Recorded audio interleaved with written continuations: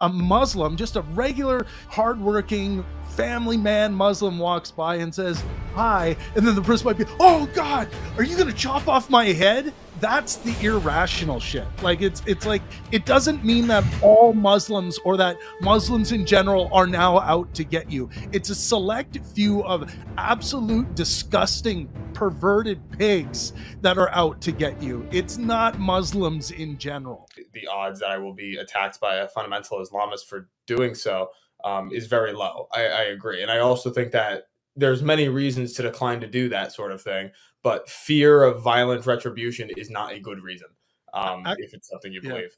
And I just want to add one more thing before Don jumps in, is that this reminds me of when I was touring around with Sam Harris, and Sam Harris required all of this expensive security detail to protect him from these so-called Islamists. And I found something irrational about that, in the sense of, like, I would be traveling around with Richard Dawkins, and Richard Dawkins has said as much about Islam in his time. And I would talk to Richard about it. Richard would like look at like the bodyguard standing there that's with Sam wherever he goes, and he would kind of like laugh at it. And so would Lawrence Krauss and all these other people. So there is some level of irrationality that lives in that space. And I think so. I used to be completely dismissive of that Islamophobic term when applied to some of these people and how they behave, but I do think, like, yes, it's almost always used as this bullshit label on people like me who like criticize Islam, and then people are like, oh, that's Islamophobia, and you're just doing it because you hate Muslims. It's like, no, I'm not. I'm doing it because I detest the ideas. But go ahead, Don. That's like Ben Affleck, right? People are channeling their like inner Ben Affleck. If we remember the conversation, I think it was on Bill Maher, where Ben Affleck called that saying, oh, you're being Islamophobic. No, I'm just criticizing Islam. But we have to recognize that Islamophobia, the term was coined not just for whatever reason, right? We look at the way in which Muslims were treated after 9/11, for example. I had a good friend whose mom, who's married to a Hindu man who grew up in Trinidad, got pushed down the stairs of the subway while called a dirty Muslim. They were, right? This is fear of Muslim. It's violence against Muslim people because of fear of Islam, Islamophobia. And I think that what we're seeing with the comments in this section is a similar thing. Travis and I, John, all of this entire community can criticize Islam, but comments like, let me look over here, rest in peace, lads, dumb ways to die. When we look at most Muslim people who live in the US, who live in Canada, who even live in the world, generally you're fine. You don't have to worry about anything. Like Travis said, if I live in Saudi Arabia and I do it, or I live in Kuwait, that's a different thing. But we're here living in the West. We don't need to fear Muslims. Yeah, we don't need to fear it at all. Look, so where does the fear come from? If it's so irrational, I think it's John, it's like people have seen or heard of people getting their heads chopped off for pissing off Islamists, right? Or for doing things that Islamists believe Muhammad or Allah do not approve of. So I understand that that's a scary thing, and you wouldn't want that to happen to yourself. That part is not irrational. The irrational part is that, you know, you could be some Canadian sitting down. It's like, look, I just draw Muhammad and I put it on my computer. And then everyone's like, you better run. You better go into hiding. You better look out because they're coming to get you. And then a Muslim, just a regular, hardworking family man Muslim walks by and says, hi, and then the person might be, oh God, are you gonna chop off my head? That's the irrational shit. Like it's like, it doesn't mean that all Muslims or that Muslims in general are now out to get you. It's a select few of absolute disgusting, perverted pigs that are out to get you. It's not Muslims in general. And I think this is where sometimes I hate the term nuance comes in, because if we look at fundamentalist Judaism, which doesn't really exist the way it used to, right? Stone your kid, kill anyone who's like who doesn't keep the Sabbath, who's a Jew. That just doesn't happen anymore. But if I was to read the fundamentals of the Old Testament, I'd be like, oh, do I have no rational basis to fear Judaism? Well, you kind of don't, because Jews aren't going around killing people in the United States. Muslims aren't also going around killing people in the United States. It's not a thing that happens here. It's not a thing that happens in Canada. It happens abroad. right? When, if, for example, you look at France, there's, the Charlie Hebdo shootings. That's a legitimate concern, and at that place, if I was a news organization and released a picture of Muhammad, I would be like, I should have a little reason to be afraid. But it's the irrational part of like, you guys are going to die, or I'm not going to draw Muhammad. I'm not going to join this competition because I'm afraid for my own life. It takes it from a place of concern to a place of irrationality, in my opinion. And one quick thing, John. We gotta let John talk. We just fucking. Travis, I'm trying to agree with you, buddy. I'm trying.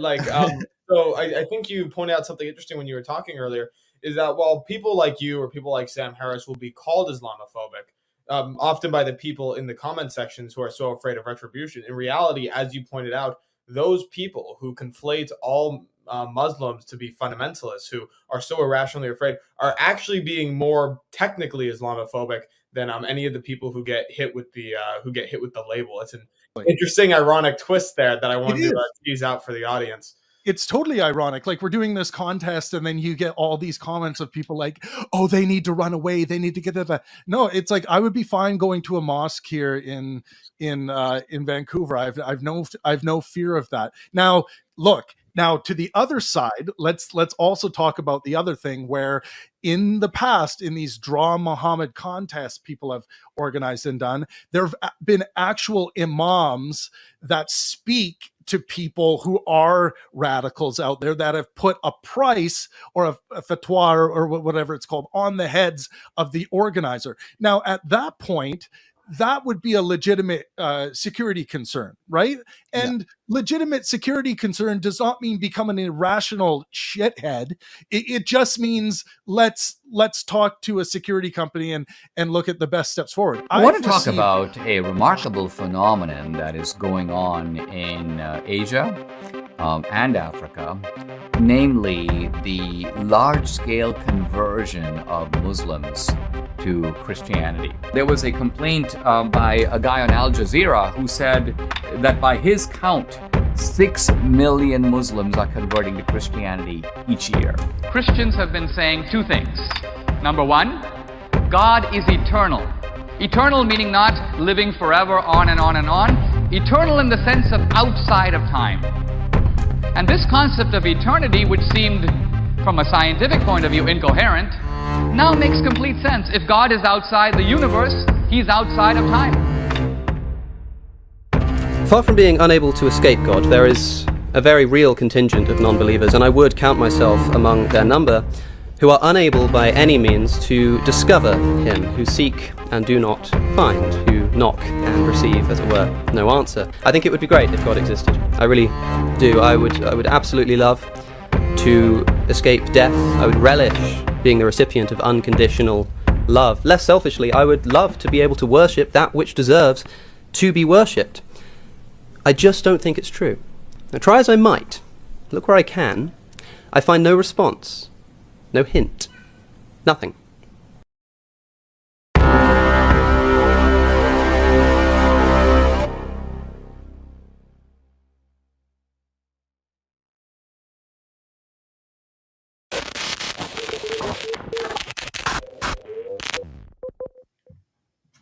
Hello, everyone, and welcome to our fourth episode on January 28th. This is the Pangburn update. We are so happy to be here again. Travis, John, how you guys doing tonight? Rock and roll, ready to go, man. Amazing. So it's 28th. We have a winner. The Draw Muhammad contest is completed, and if you actually want to see this W of a picture that we had, you're gonna have to go on our Discord. Why? It might not be completely, PG-13. It might not be appropriate for YouTube, so we have a blurred version for you.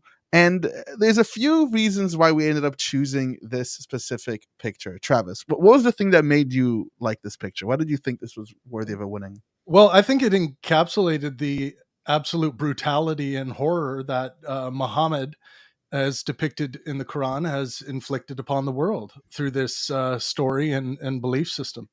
And that was one thing that was important. What does it mean for some people in some parts of the world to speak out against violence as promoted by this religion? And this is what you get. You get heads on a pike.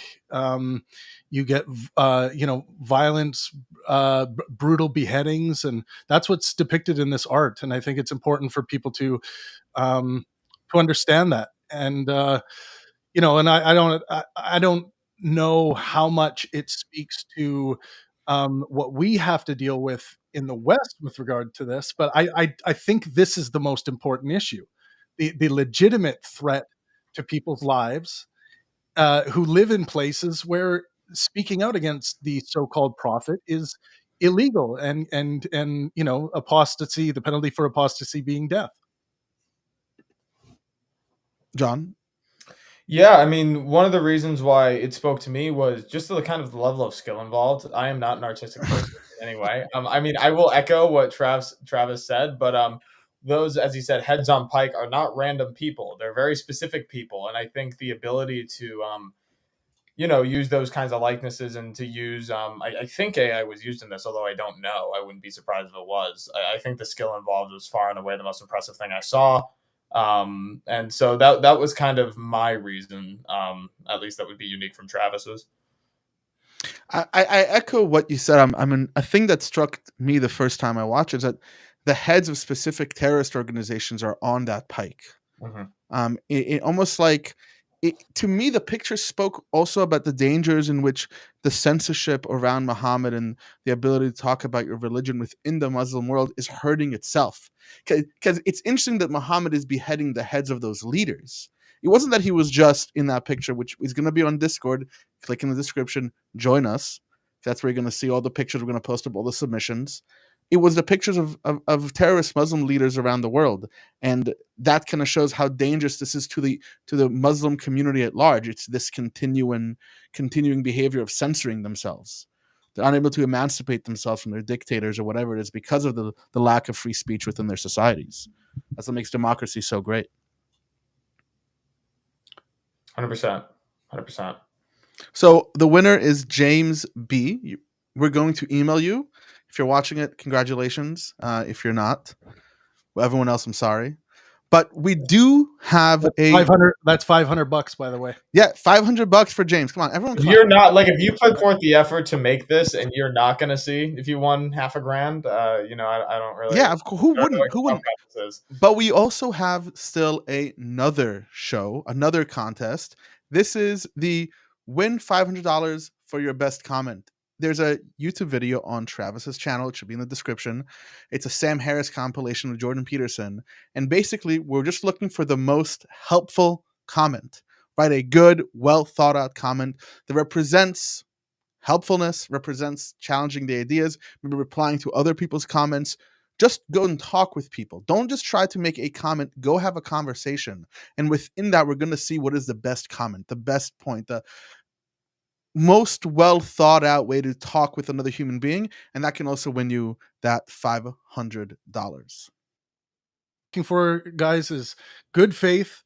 Well, two things: good faith and helpfulness. So good faith meaning sincerity of intentions, and helpfulness. We should all know what help looks like, what it means to give someone ease of access to a problem or an issue, to give a helping hand. All of that will be taken into consideration in that contest. I mean, I would like it to be funny as well. Ideally, you would like it to be funny.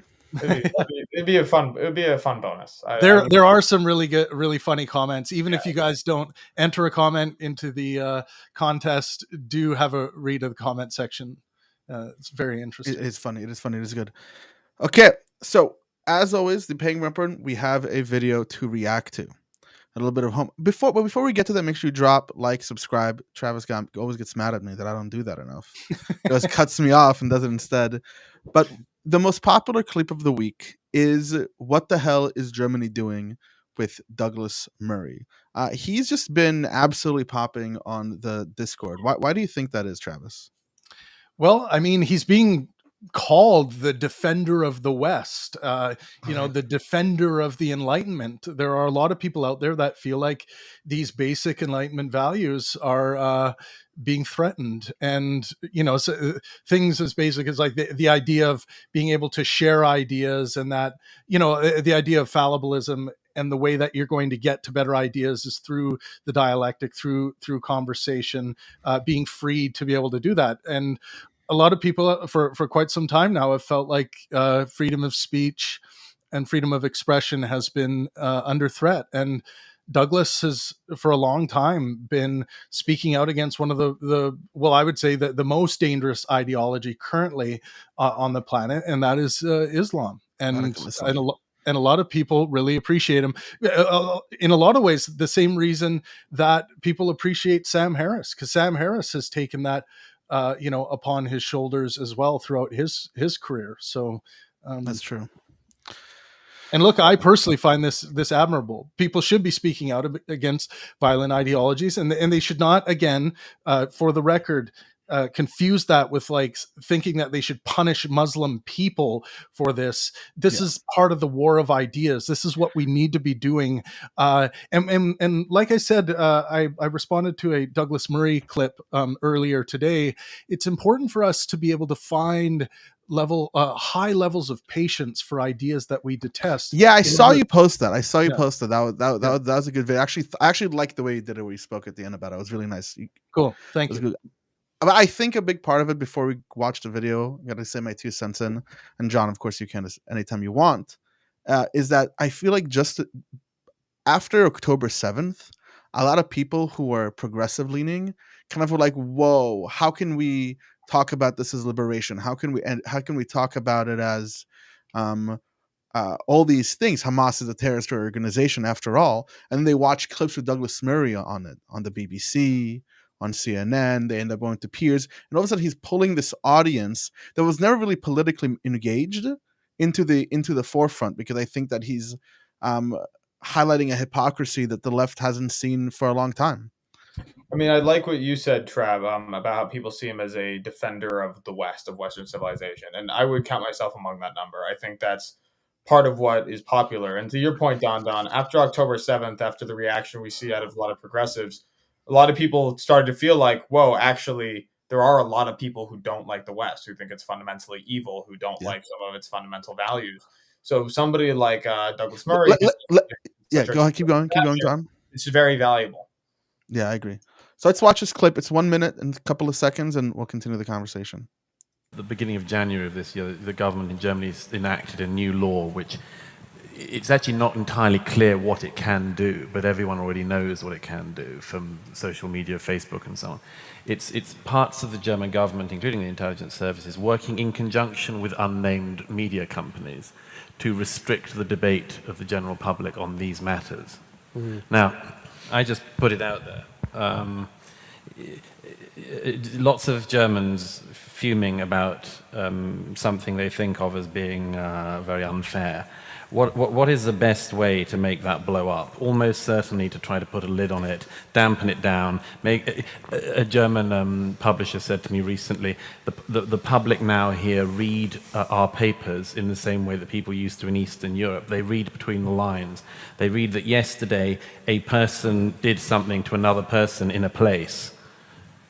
And they know they're not being given the information, so they fill it in themselves. Because they didn't name the person who did the act, it must have been a migrant, etc., etc., which actually means that the public mind thinks even worse than the facts that are happening. And people think there's no potential downside to this. Just one other point on this. Eric hits, this is a subject of fascination for me because it's such a terrible moral question to try to answer.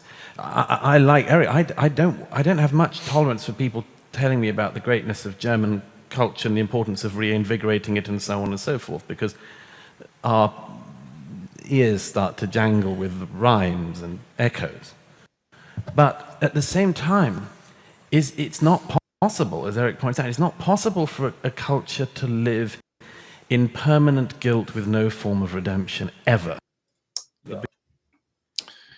Yeah, I mean, that was a pretty powerful video. It was it makes you think a lot, because it is true that, in German society there is a lot of guilt about what happened in World War II and with the Holocaust, and that does shape the way media covers specific topics, does it not? But it's so counterproductive. It's an overcorrection. Like, as Douglas points out, in their understandable and potentially commendable attempt to get away from Nazism as quickly as possible, they resort to extremely Nazi-esque and dictatorial tactics in controlling speech and controlling words and controlling minds. And this is I have to correct you, John. We don't know that that's what the bill does. Right, but it at least gives it is so open-ended that it does present that risk. And it's not like Germany's like the biggest free speech country in the world. No, they don't have free speech. So I see this everywhere in Western countries, is this theme of overcorrection, of the fact that in historical circumstances that there were sins of the past, but we try to account for it so deeply that we actually commit the opposite sin as well. And it's very concerning. And as Douglas says, there's really no end to it unless we learn how to be redeemed, which I don't think, I don't know if a secular world can really grapple with that personally. But I think he said so much there, and I agree with basically literally everything he said. It's very interesting. So what part can the secular world not grapple with, John? Well, I say secular world. Secular minds can 1000% understand the concept of redemption, of course. But when you're talking about things on a macro scale, it's difficult to understand how you can forgive things that are so evil. It's difficult to, understand that you can be forgiving to the point of not needing to constantly, as Douglas says, be self-hating and self-guilty. It's just redemption is a very huge part of Western religion. And I noticed that as it fades, for some reason, in very clear accordance, our cultural guilt and self-hatred is ascending. Now, it's possible that's a correlation without a causation, but it's specific enough that it makes me look at it twice, I suppose. So if we're not going to go back to religious redemption, we at least need some sort of substitute, because what we have now is not lifting the counterproductive self-hatred. I couldn't disagree more. That it's a lack of ability for people in society to forgive themselves. I think that what people are afraid is of repeating the thing that they are asking, that they said sorry for, right? And within that scope, it's not a matter of just Germany should feel a little guilty for what they did as a nation, for what they enabled. They absolutely should, right? I mean, I think do you disagree with that? They should feel a little guilty as a nation? No, of course, but you also don't want to overcorrect. No, you don't want to Now, when we say overcorrecting, I think we're talking about taking specific. Do you think that it's overcorrecting for them to outlaw the public display of Nazi imagery and ideology? Public display by private individuals, yeah, I think that's an overcorrection. I think it's an overcorrection. I think, I'm a pretty big free speech guy. I think that, especially with explicitly political speech, obviously Nazism is evil, obviously. Yeah, but so do you consider political speech being we should restart the Holocaust and kill the Jews? Is that political speech to you? It's technically speaking, it falls under the political category. It's evil politics. It's is it? I don't think. See, I think that makes everything politics, and all of a sudden, everything is we have to be in this really radical libertarian free speech situation. I don't think if there's any. I don't think there's whatever town you live in, John. Mm-hmm. I hope that one day nobody or no group of people gets to stand in the street and try to convince people and spread propaganda about people in your town should be genocided. I don't think that's political speech. I don't think that speech should even be allowed, recognized. It should just be no, you don't get to do that. You don't get to call for people's death. Do you disagree with that notion?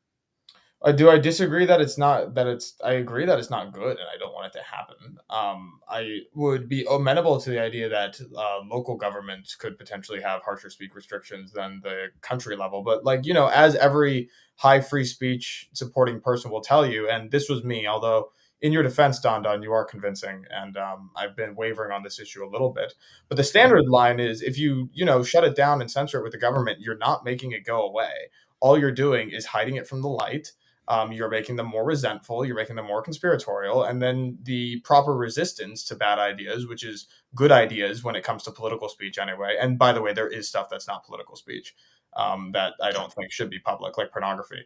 But why not? What if my political demonstration is point? But to your point, I don't think If the goal is to get rid of the bad political speech, the way you're going to get rid of it is not going to be by censoring it. It's going to be by beating it in the public square. And if you try to do the other thing, it will resent and fester underground until it explodes. I think that absolutist, like very dogmatic take from you is where you're missing the point. Because while I recognize the utility of like taking ideas to light and conversing them and debating them, we also can't ignore the fact that historically and throughout our time, it has been effective to do what we're talking about. Certain types of censorship have been very effective at eliminating toxic, horrific ideas. Things like, the Marshall Plan with Japan, right? Like it changed the way they learned, the way they thought. They kind of took away their ability to just do whatever they wanted to do, like logistically. Well, maybe let me give you a counterexample that Douglas brought up. Maybe let's go away from the Nazism, because that's an edge case, and I'm a reasonable blind who could potentially be, convinced. But what about what he said about the newspapers being unwilling to call like an attacker in the paper like a migrant because they're I would agree with you. That's the problem. That will make people hate migrants more, and he's 100% right. No. And I think that's what I think that is different. Okay. I think what we're starting to get to is when news media becomes terrified to speak the truth, to not just to be so obfuscatory as to not ruffle any feathers because they're afraid of their bottom line. I think that's a problem.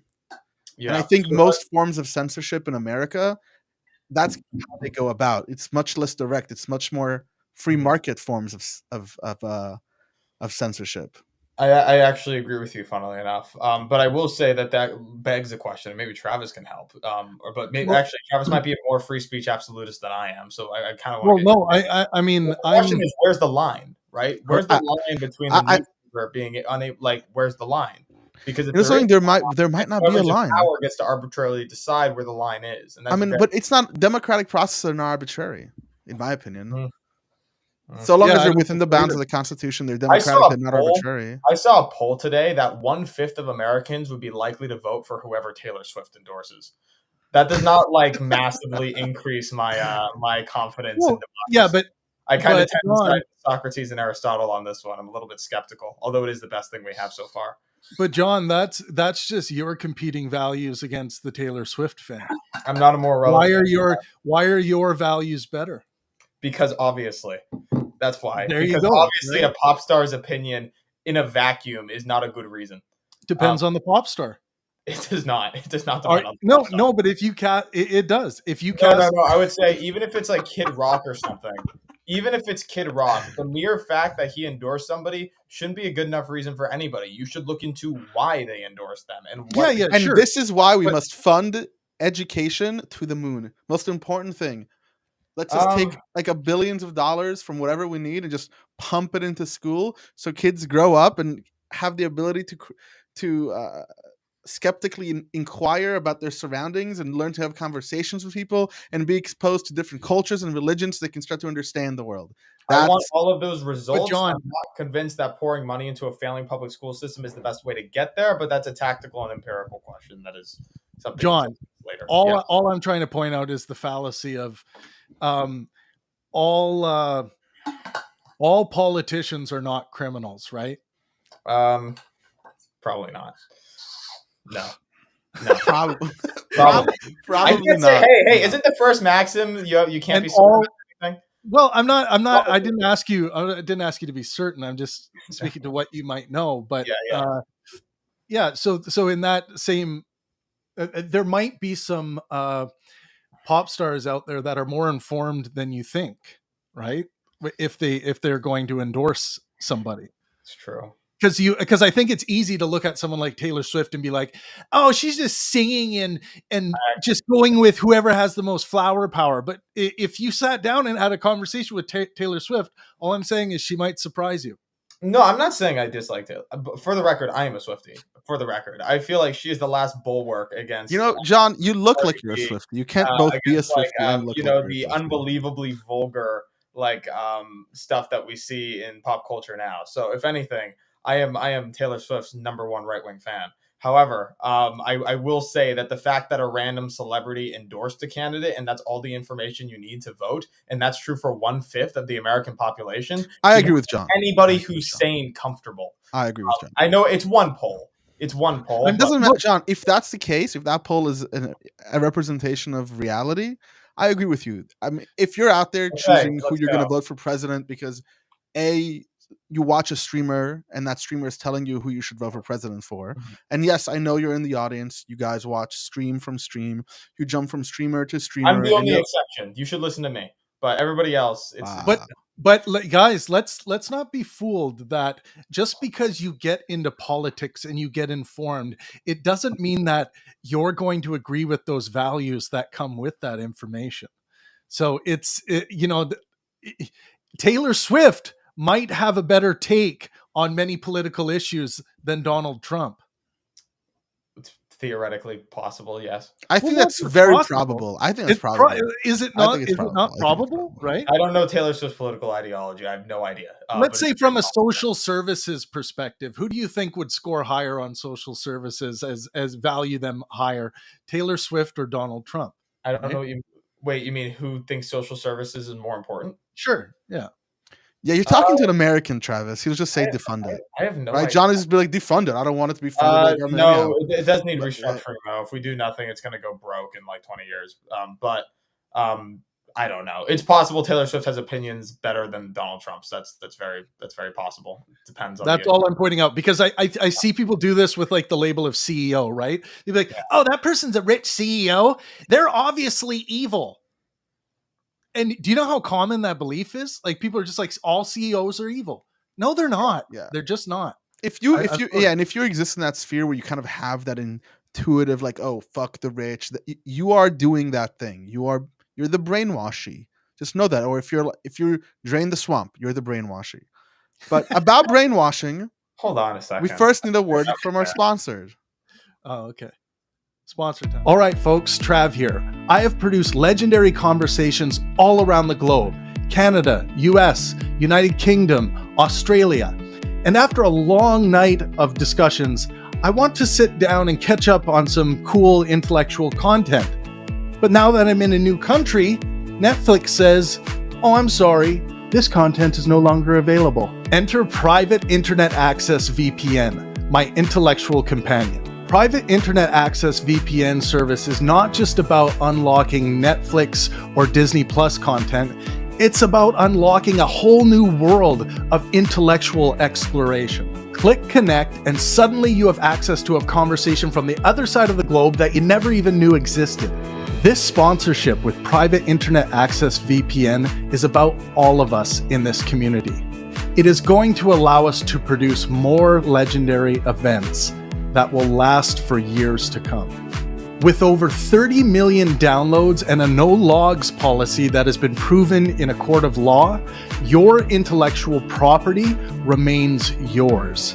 It's not just a VPN, it's your shield against unwanted surveillance. All you need is one VPN subscription to protect all of your devices: Windows, Mac, Linux, iOS, you name it. With a mind-boggling Pangburn community discount for 83%, you're only going to be paying $2.03 per month. You also get 4 months free and a 30-day money-back guarantee. All you thinkers, debaters, and knowledge seekers, hit the link below to secure your new Private Internet Access VPN deal. How wholesome. I love it. We survived! By the way, guys, you don't understand how much Travis hates the commercial. He's like, it's too long.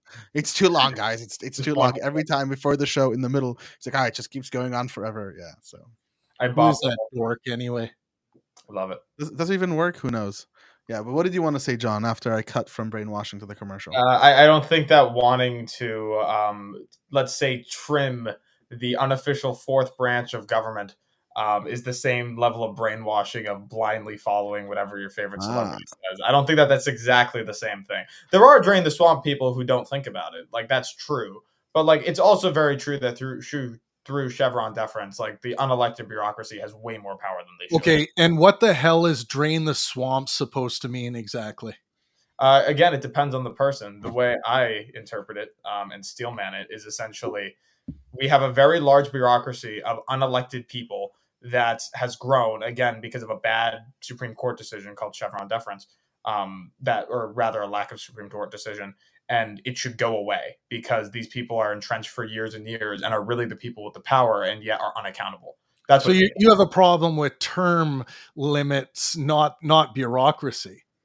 I don't understand how to. I mean, well, again, I mean, like don't bureaucrats are appointed? Like it feels like a category error to say that they should have term limits. Well, I mean, you can put term limits on anything, right? I suppose in a government structure. Yeah, I'd be open to that. I mean, it's kind of weird though because the bureaucrats are supposed to be like the experts. Like they're not just the decision makers. Like they're like the technical people. So trading them out all the time, while it'd be useful for like political safety, is also kind of dangerous in terms of lowering expertise and merit. So you don't want to drain the swamp. I do though. It's complicated. I don't know how it would work exactly. I think that there's a lot of bureaucratic jobs that are probably not necessary. I imagine that, as with all government projects, there's a lot of bloat that I'd like. But you understand why bureaucracy is important to democracy. Yes, of course. Some level of bureaucracy is dead necessary. It's just this one is bloated and corrupt and has not been looked at and has too much power because Congress allows it to figure out the specifics. You don't want some Wild West outlaw kicking in the doors of the U.S. government and just trying to change shit because they think they're Andrew Tate and they have the answers. No, what I want to do is get rid of Chevron deference, which means that like the way that it works is that Congress can say, I want to do X thing and like lower the carbon. And then it gives it to the EPA, and then the EPA can do literally whatever it wants to hit that like limit, and that's insane. I feel like the bureaucracy should have way less discretion. Congress should be mandated to be much more specific. That way, our representatives are actually the ones pulling the levers instead of leaving it up to unelected bureaucrats with agendas. Call me brainwashed, Don. What I think needs to happen, and first of all, that's. When you talk to someone about draining the swamp, they don't go, I want to get rid of Chevron deference. What that means, John, is that smart people like you who want to get rid of Chevron deference have created propaganda and marketing tools with fancy slogans like drain the swamp. And now we have a bunch of people going to, what's his name? The guy from Shrek and trying to drain his swamp. Listen. Look. let me finish my point of view. Let me finish my perspective. Let me finish my perspective. So when you're going out there yelling, drain the swamp, you think there's some fucking cabal, some corruption that sits within government, twiddling its thumb, like depictions of like the Jews in like Shakespeare's Merchant of Vienna, right? Like that's what people are thinking about. So that's the brainwashing. If you're chanting those slogans, it's probably where you are. But I want to quickly hit on the idea of, okay, we have this unelected fourth branch of government. Well, how about recognize that all the people who work for the assemblymen and the congressmen in their offices writing bills, this is a branch of the government. And for me, instead of saying, let's not include it or let's power it down, I think the what needs to happen is a constitutional amendment to recognize it as a branch of government, rethink its powers, because the job of a politician isn't simply to be the one in the intellectual writing all these laws and going over them. What they need to do is be leaders.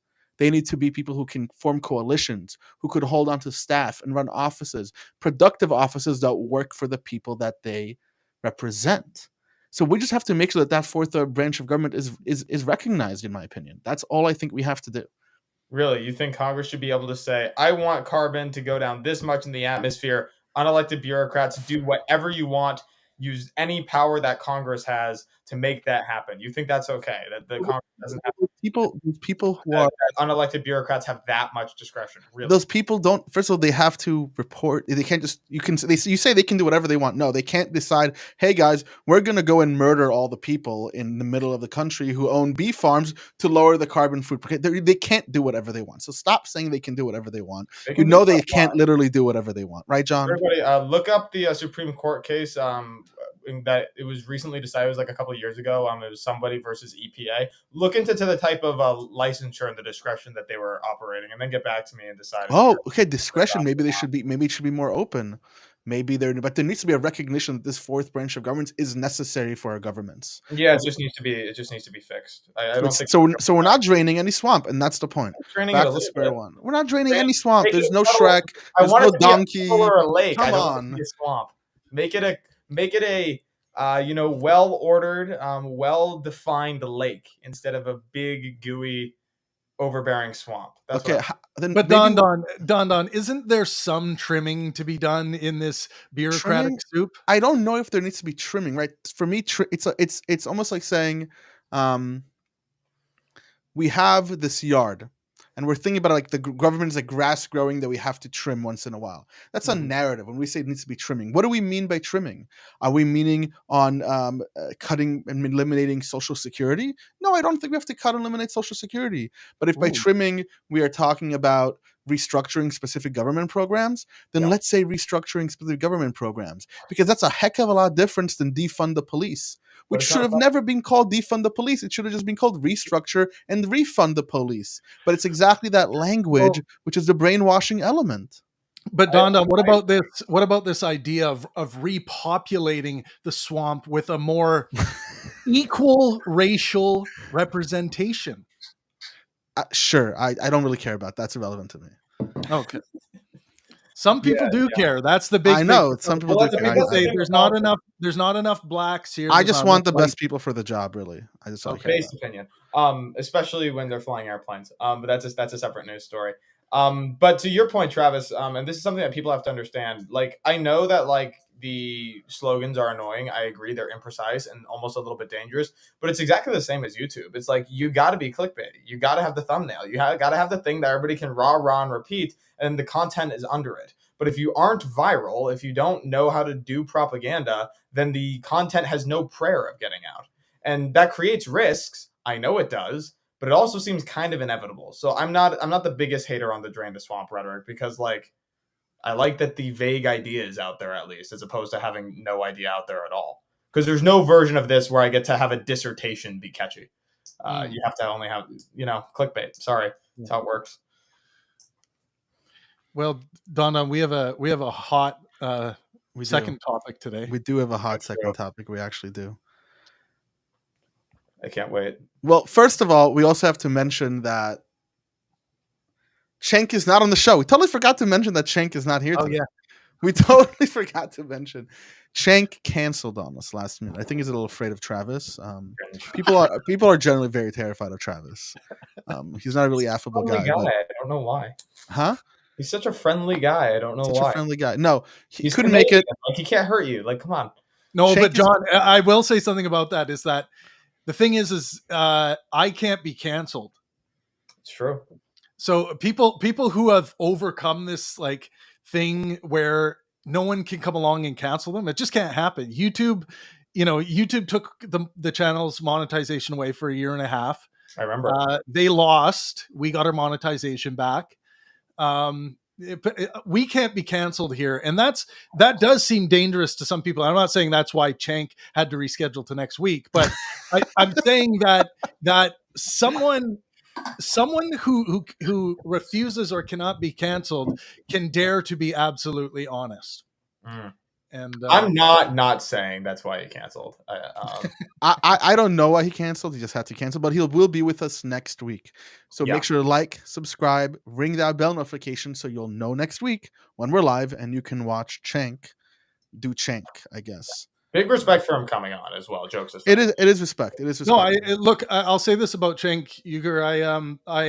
I see what he's doing. He's trying to rally people together to focus on the ideas and values that he finds to be most important, and he's doing this through this political campaign, and he must know that he cannot win, but he's still going about this, and I appreciate that. I appreciate some of the conversations he's been having. I would like him to upgrade his dialectical skills so that he stays away from this bullshit of attacking people instead of attacking the arguments. But I have a lot of appreciation for what he does, and I plan on producing some live events that feature him with some other people having conversations in the future. So, I think he's an important voice in this war of ideas. Yeah, an important voice for sure. I have a lot of grievances with Cenk. I have a history of grievances with him, and I think it'd be nice to talk to him and see how he responds to these grievances. So right. Especially on the left. I know, John, you probably have a bunch with him as you're more on the right. It'd be like an easy. Honestly, the thing. fact that you disagree with him makes me happy. Does it really? Yes, of course, because it means that I don't have to disagree with you all the time, which is welcome. Okay. I am like Jordan Peterson in the way that, like, at my core, I'm actually pretty agreeable, and I don't love conflict that much. So it's nice when I don't have to fight with you. I think Jordan Peterson loves conflict, but that's a whole other thing. I think he draws it out. He's like, he pulls it out of things. But the reason why the title says 24-hour video, for those who don't know, Travis just hacked YouTube. Okay, YouTube has officially been hacked. The Pangburn channel has hacked YouTube with long form intellectual compilations. Long form is misleading. We're talking the longest form. The longest form. You think long form? You think a Joe Rogan podcast that's like 3 hours? No. This is so. Just to give you guys an idea, I just recently put out the Sam Harris. We could call it mega compilation. I know, that mega thing might trigger some people, but MEGA. But I put out that compilation, and it already has 17,500 watch time hours, and I just put it out a couple days ago. And it's a 24-hour long form compilation of every filmed Sam Harris live appearance. There was 2 other events that were not filmed that Sam Harris did with Pangburn, but so of course those aren't included. But I believe it's 13 events in one video. And I got the idea of doing this because I listened to a lot of true crime police interrogations. Now, some of those are 12-hour long videos, because the real hardcore ones that don't have cuts, and you get the full compilation. And I listen to those as I go to sleep, and I just start from wherever I left off, and I kept going. And I thought that this should be available for people who want to take in Pangburn content at night in a long form like that, and get into some conversations that have to do with kind of the meta essence of what Sam Harris has maybe demonstrated over the course of 13 events. And the comments and conversations happening so far are quite interesting and brilliant in the comment section. So do go and check them out. There's going to be one created for every personality that's ever done an event at Pangburn. And I'm actually about to release the Matt Dillahunty video. We were talking backstage on different thumbnails. But as far as I understand, this has not been done outside of audiobooks, right? This is another thing. Like, it's kind of like a Pangburn audiobook, because you can click on an audiobook out there where it's like 15 hours long. But this is kind of our gift to that audiobook world, where you can sit down and listen or watch these live events in long form. So do enjoy them. The Douglas Murray one is popping off right now. That one's getting close to 20,000 watch time hours already, and that was released 4 days ago. So it's quite amazing. When I was first getting into this world, there was like nothing I would have liked more than like a type of crash course, instead of like hunting around for all the videos and trying to find stuff that I hadn't seen yet. So I think this is definitely a boon for everybody just getting into it, as much as for seasoned listeners. Yeah, and honestly, I found that when Travis posted, I was like, let me just put it on while I'm cleaning my room, vacuuming, and I kind of I thought to myself, we really don't talk about God as much. It's not involved in our politics. It's not involved in our political conversations. I just said politics. Not involved in our philosophical conversation, a lot less. And I think a big part of it is because we've almost, like, at least for the atheist world and for the skeptical world, we've almost forgotten the effect that religion and a dogmatic belief in God has on a population. And I think that right now, with everything that's happening in Israel, and it's been happening across the world right now with the conflicts coming up, we're re-emerging that conversation around the role of religion, the role of fundamental religion on politics. And here in the US, we don't really talk about that anymore at all. Like, if someone believes in God dogmatically, right, they're young earth creationists, they don't believe in evolution, these are people who I believe have a serious problem, an epistemic problem. But they have a serious problem with the way in which they know what is true and what is false. And for that person to be an informed participant in our government terrifies me. Because they're not informed. What do you think about John? What do you think about that? I know you're a cultural Christian. We talked a little bit about this last time. Can someone be trusted to know truthness from falseness who adopts these bullshit religious beliefs on the side, or does that turn you off, or what? I don't. The answer is no. I don't think it's completely disqualifying. I mean, I guess it does depend on the level of fundamentality, and it does depend on the religion.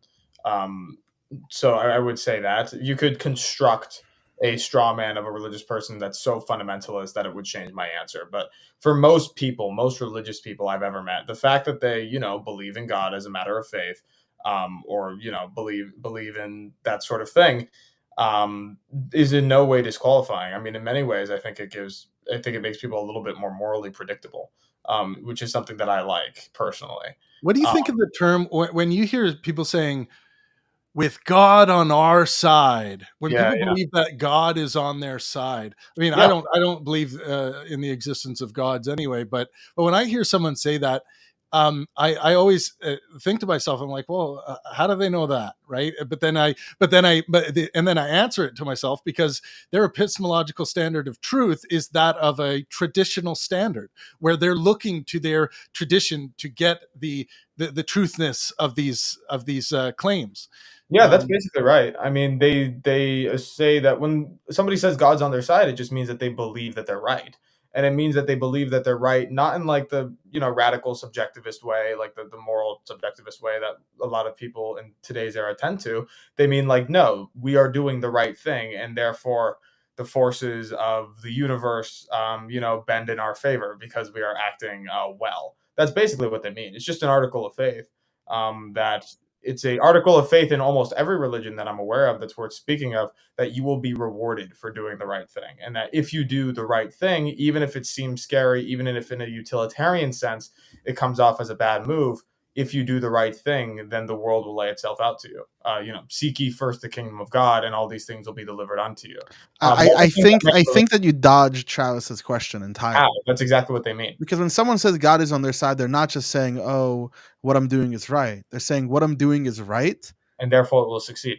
No, what I'm doing is right, and God has agreed with my rightness. It's not just what I believe is right. It's what the creator of the world thinks it's right. That is a much different thing than to say I'm convicted in my belief, or I wholeheartedly stand behind this. It's to say that it is absolutely right. And that is a problem where dogmatic religious teachings get us. That's where it gets us. So taking someone who has a dogmatic religious view, that is a marker for us for someone who has trouble being informed politically. They have trouble I think that when you look at, if someone can uncritically accept dogma, like we're talking about fundamentals, we're just saying people who have like little faith here and there, people who literally live their lives as if God is right next to them, literally, and they take all the books literally and dogmatically believe them. That's a marker for someone who has an issue skeptically engaging with information. Just like a person who's a flat earther. Sure, there could be a flat earther who's out there, making amazing political points and super politically informed, but generally it's a marker for someone who has an issue understanding what's happening, don't you think? Well, I want to take those parts one at a time. One of all, I did lead off saying they believe they're right, not in the subjectivist way, but in the objective way. So I don't think I dodged the question. I think I was very upfront about the fact that they don't believe that they're right in like, oh, red team is better than blue team, but they believe they're right in the fundamental sense. But to your question, I think that there's different. I mean, I'm just going to kind of reveal my thought on this issue, which is I think that depending on what topic you're talking about, your epistemological standards have to be different. I think that once you reach a level of fundamentality, I think once you, again, reach the level of the ought and reach the level of the, the moral, I don't think that scientific epistemological standards really apply. I don't think that they're useful. And I certainly don't think they hold up societies. Again, if your epistemological standard says it's not really any better to bake a pie for a granny than it is to kick a baby in the head, I think that means that your standards are a little bit weird. And whose probably, standard is that? Who do you really think that really believes that it's better? There's no difference between kicking a cake that someone baked. If again, it's the Izot problem. If you don't take no, John. People, you can philosophically analyze the Izot problem as much as you want, but I say I ought kick my grandmother in the face is the same thing as I ought kick a pie in the face. I'm ignoring the consequences of those moral actions, and this is where skeptical inquiry, scientific inquiry, can show us whether our actions have good effects or bad effects, especially when we're talking about broader things like politics, right? How do you determine which factors are good and bad? Depending on, I mean, it's very simple. It's the standards of what I consider is a good life. Well, Don, I think he's asking of those consequences, because some people care to consider some consequences over others. I think what John is saying, what consequences should matter, that's also going to be an ethical dilemma. Yeah, all ethical dilemmas are based on the person making them. The standards, the standard the person's making them, and whether or not God's involved or not doesn't change that standard that they make. People justify their standards with anything. It's the person justifying it in God, which is a terrifying one. Well, right? Again, I'm gonna move on to the actual last bit of your question because I'm trying to stay on topic. Although this concern about the is-ought divide is huge and something I've talked about a lot and is interesting. But to your point, the fact that some politicians are on my side on this particular issue and think morality is more than just a matter of subjective opinion and is actually like a thing that binds everybody regardless of their acknowledgement, I don't think that makes people unlikely to be good at politicians. And I also don't think it forces people to be uninformed. I really don't. I don't think that the flat earth comparison is warranted unless they are from a particular fundamentalist sect of a religion that believes something that unscientific. I'm simply saying, John, it's not about warranted. It's not, John, it's there. Like I said, there could be someone who's a flat earther who doesn't have bad epistemology in every other sense of the word. But if imagine someone comes to you for a job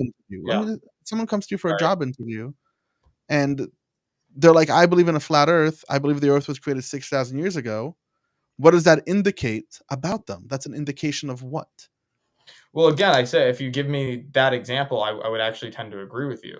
When we look at the broad group of people who believe, I think there is something to be said about doubts on macroevolution and like irreducible complexity and stuff like that. But for stuff like the Earth is 6,000 years old, which we pretty clearly know is not literally true, I would agree that would be concerning for all other areas. But you can be an extremely devout religious person, and your epistemological standards can be just fine, even if you have a dogmatic faith in God, because the fundamental categories are different. The epistemological category of like practical political concerns and tactical like scientific. Really? How do we know whether something is true or not is different?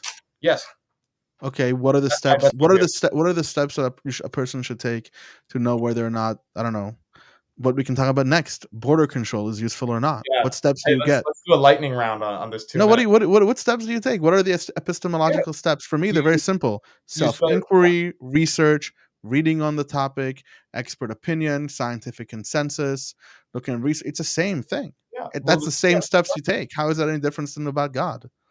How is it different than about God? Because again, the is-ought problem. That's why. God is an ought? No, God is an ought? Yeah, a little bit. It's some realm of the moral. But if you want to talk about the border, we can. I mean, you have to start from your assumptions. You have to start from your moral assumptions. What's your priority? Who is your priority? What are your goals? What are the lines you won't cross? We can agree on how do we inquire that?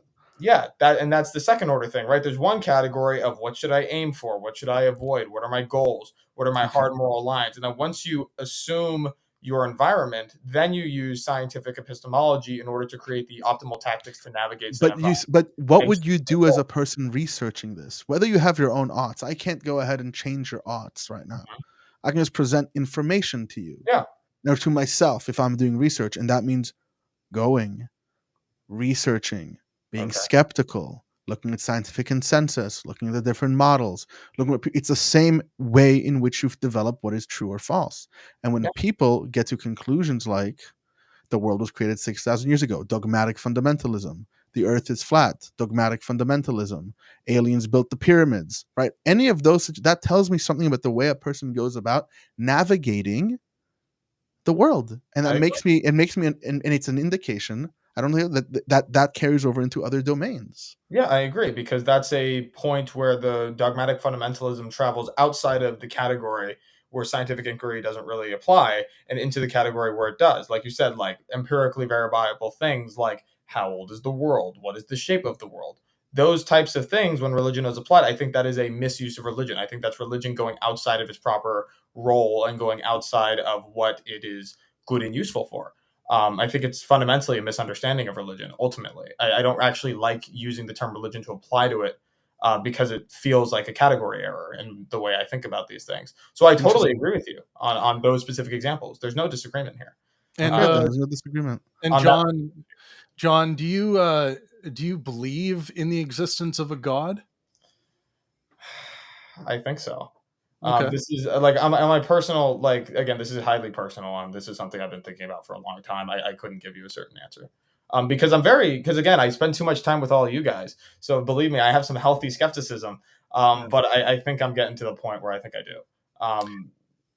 And how do you navigate that? Because well, first let me ask you: do you think it has anything to do with Christianity or Abrahamic religion? Do you think it's anything to do with that, or is God outside of those things, and those are like high order abstractions from something that's much different?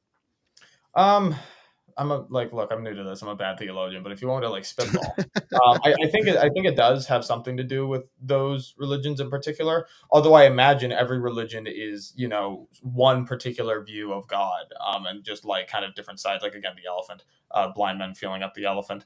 But I do think Christianity has a lot right about it. I do think that it has a special relationship to what God probably actually is. And I could talk about why I think that for hours, because I've been thinking about it for years. Because again, I got into the Pangburn. Well, let me before if we're talking about like a metaphorical God and all that stuff, I think that's a fine place to actually have a conversation. And maybe we should keep talking about this for a little bit, because we're really at the end of the show, so we can finish up with this. I want to keep talking about this.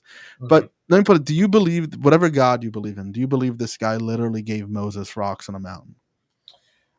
That's a good question. I don't know. Like I know that's a cop-out answer. I actually don't know. I don't. You actually don't know. So then that means the God you want believe to know in? my skepticism? So if you say, hang on, if you say you don't know, that means you currently lack of a belief in that. So your belief position would be that you don't currently believe in that proposition. Yeah.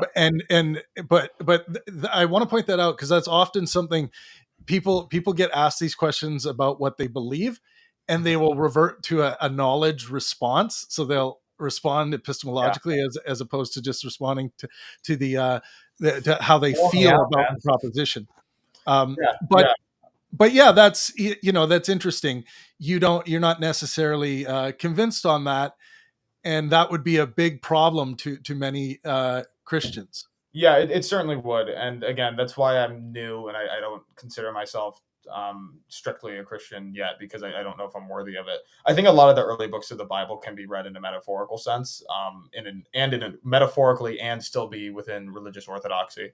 But again, Moses on the Mount is something I haven't thought about too much. Well, I tell you, my problem has always been, since I was a young guy learning that people believed in this stuff, and there's religious people in my family who read and believe in the Bible, pray before meals and things like that.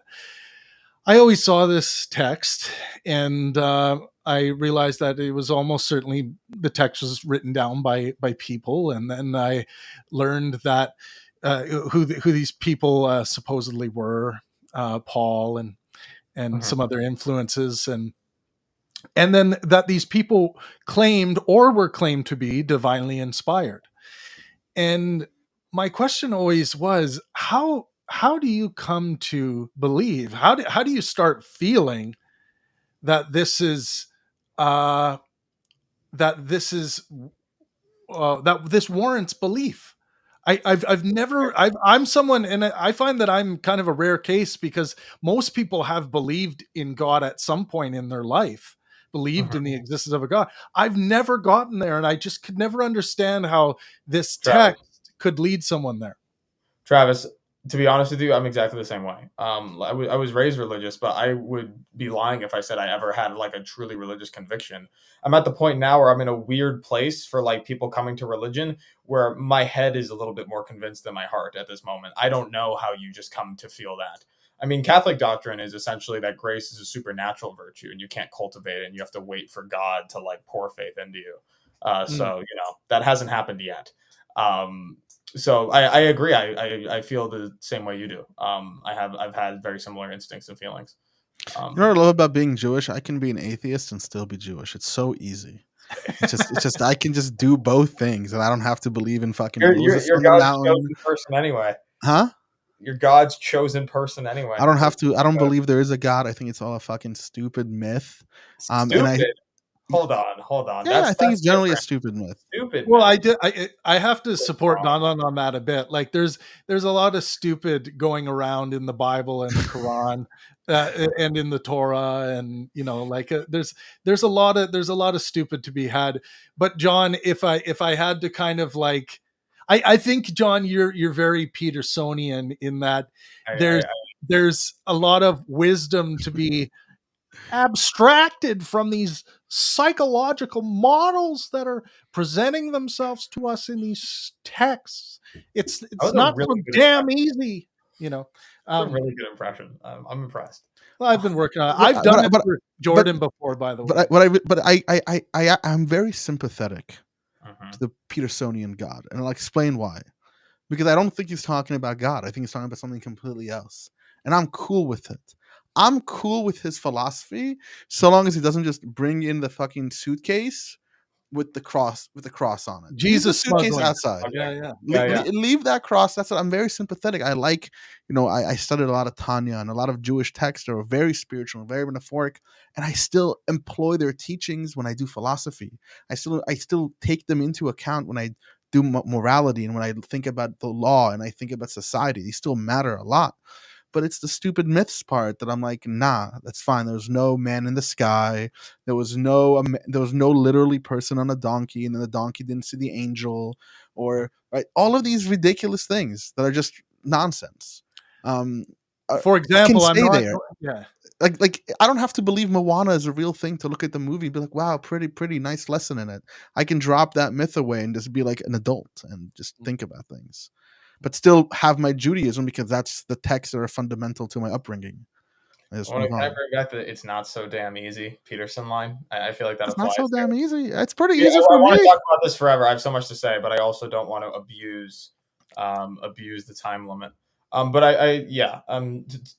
mean, you guys understand me pretty well. I don't. We do, but we are at the hour mark, guys. We are at the hour mark, And it's the end of our show. I want to thank all of you guys for here. Make sure you like, subscribe, click the bell notification.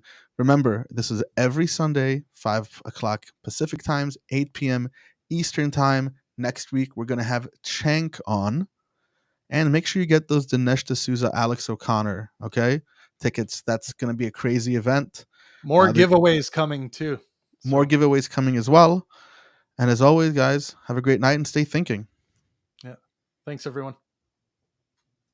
I want to talk about a remarkable phenomenon that is going on in Asia and Africa, namely the large-scale conversion of Muslims to Christianity. There was a complaint by a guy on Al Jazeera who said that by his count, 6 million Muslims are converting to Christianity each year. Christians have been saying two things. Number one, God is eternal. Eternal meaning not living forever on and on and on. Eternal in the sense of outside of time. And this concept of eternity, which seemed from a scientific point of view incoherent, now makes complete sense. If God is outside the universe, he's outside of time. Far from being unable to escape God, there is a very real contingent of non-believers, and I would count myself among their number, who are unable by any means to discover him, who seek and do not find, who knock and receive, as it were, no answer. I think it would be great if God existed. I really do. I would absolutely love to escape death. I would relish being the recipient of unconditional love. Less selfishly, I would love to be able to worship that which deserves to be worshipped. I just don't think it's true. Now, try as I might, look where I can, I find no response, no hint, nothing.